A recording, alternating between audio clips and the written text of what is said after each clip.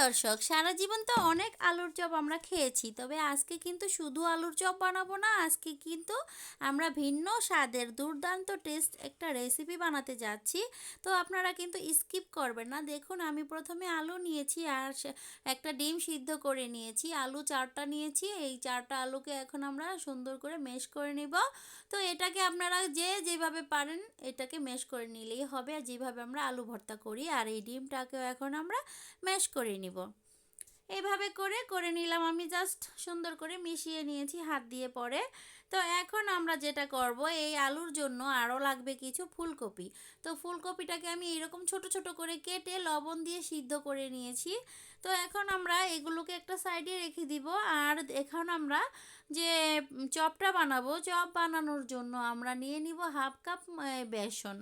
Half cup বেসন, তার সাথে দিয়ে দিব আমরা এই 1/3 কাপ ময়দা।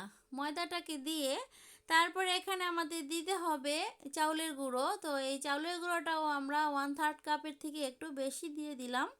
তো এগুলো সব তিনটা উপকরণ একসাথে নেওয়ার পরে এখানে দিয়ে দিব মরিচের গুঁড়া। মরিচের গুঁড়াটা আপনারা আপনাদের পছন্দ মতো ঝাল দিবেন। আর একটু টালা জিরার গুঁড়া আর একটুখানি ধনিয়ার গুঁড়া, এগুলো হাফ চামচ করে আমি দিয়ে দিয়েছি। আর হলুদের গুঁড়া খুবই সামান্য, দেখতে পাচ্ছেন 4/1 ভাগ। আর লবণ টেস্ট অনুযায়ী দিয়ে দিব। আর এখন এগুলোকে আমরা পানি দিয়ে গুলিয়ে নিব। জাস্ট অল্প অল্প করে পানি দিতে হবে, অনেক বেশি পাতলা করলে কিন্তু হবে না। দেখুন আমি কিভাবে করে নিচ্ছি, অল্প অল্প করে দিয়ে মিশিয়ে নিব।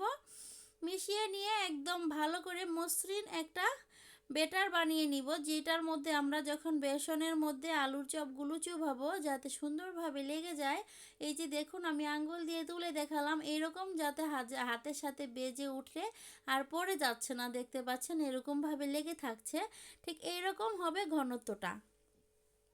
তো এখন আমরা একটা ফ্রাই প্যান বসিয়ে দিয়েছি চুলাতে। আর এই যে আলু ভর্তাটাকে আমরা বাগার দিয়ে নিব। সেই জন্য আমরা কিছু পেঁয়াজ কেটে নিয়েছিলাম আর একটা কাঁচা মরিচ, এগুলোকে ফ্রাই প্যানের মধ্যে দিয়ে একটু ভেজে নিলাম, দেখতে পাচ্ছেন। তার সাথে দিয়ে দিব লবণ স্বাদ মতো, আর দিয়ে দিব টালা জিরার গুঁড়া। আর এখানে আমরা দিয়ে দিলাম পাঁচফোড়নের গুঁড়া, না সরি, টালা জিরার গুঁড়া না, এটা হচ্ছে পাঁচফোড়নের গুঁড়া। আর একটুখানি হলুদ দিয়ে দিব। এগুলোকে দিয়ে ভালো করে নেড়েচেড়ে একটু ভেজে নিব সামান্য, যাতে পুড়ে না যায় সেই দিকে লক্ষ্য রাখতে হবে। এই অবস্থাতে কিন্তু চুলার জালটা একদম মিডিয়াম করে রেখে দিতে হবে। আর এখন আমাদের এগুলো ভাজা হয়ে গেছে। এখন আমরা আলু যে ভর্তাটা করে রেখেছিলাম সেটাকে এখন সম্পূর্ণটা দিয়ে দিব। দিয়ে এই আলু ভর্তাটাকে 1-2 মিনিটের মতো রান্না করে নিব, একদম ভালো করে পেঁয়াজ মরিচ আর মশলাগুলো যাতে সুন্দরভাবে মিশে যায় এই আলুর সাথে। এইরকম করে মিশিয়ে নিয়েছি। তারপরে আগে থেকে সিদ্ধ করে রাখা যে ফুলকপিগুলো সেগুলো দিয়ে দিলাম। আর এগুলো কিন্তু আমি গলাবো না, ফুলকপিগুলো জাস্ট আগেই ছোট ছোট করে কেটে নিয়েছি। এইভাবে করে আরও 2 মিনিট রান্না করে নিয়েছি। তারপরে এগুলো লবণটা টেস্ট করে নিয়ে এগুলো একটু ঠান্ডা করে তারপরে এরকম চপের শেপ দিয়ে নিয়েছি। তো এটাকে হ্যাঁ চপের শেপ দিয়ে তারপরে আমরা এখন এই যে বেসনটা যে গুলিয়ে রেখেছিলাম সেটার মধ্যে চুবিয়ে দিব।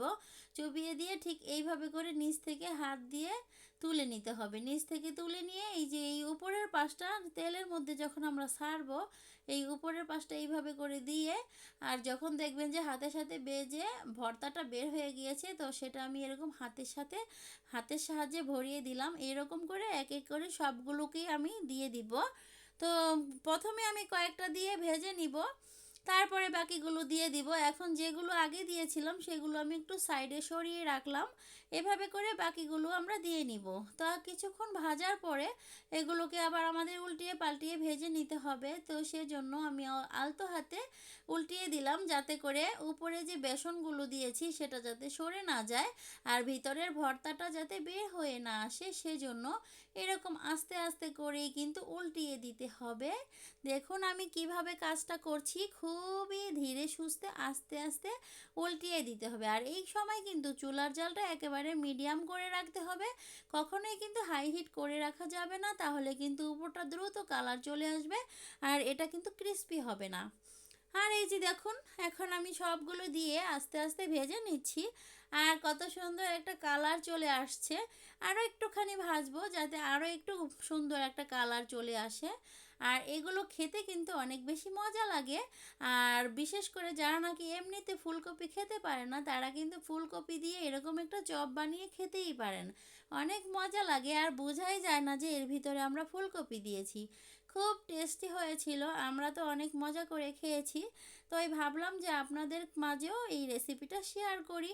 তাহলে যারা যারা এরকম ফুলকপি খেতে চান না তারা কিন্তু এরকম করে ফুলকপি দিয়ে চপ বানিয়ে খেতে পারবেন, অনেক মজা লাগে খেতে। তো এই যে দেখুন আমাদের সুন্দর করে কিন্তু ভাজাটা হয়ে গেছে, এরকম কালার হয়েছে যখন আমরা তুলে নিচ্ছি। দেখুন সবগুলোকে আমি তুলে নিলাম। তো আমাদের এখানে টোটালে 10টা চপ হয়েছে। চপগুলো দেখতে খুবই সুন্দর লাগছে আর খেতেও অসাধারণ হয়েছিল। তো একটা চপ আপনাদেরকে আমি ভেঙে দেখাচ্ছি, দেখুন কতটা মুচমুচে হয়েছে উপরটা আর ভিতরটা সুন্দর সফট আর খেতে যে কতটা মজাদার। আমার রেসিপি যদি আপনাদের কাছে ভালো লাগে অবশ্যই লাইক কমেন্ট শেয়ার করবেন।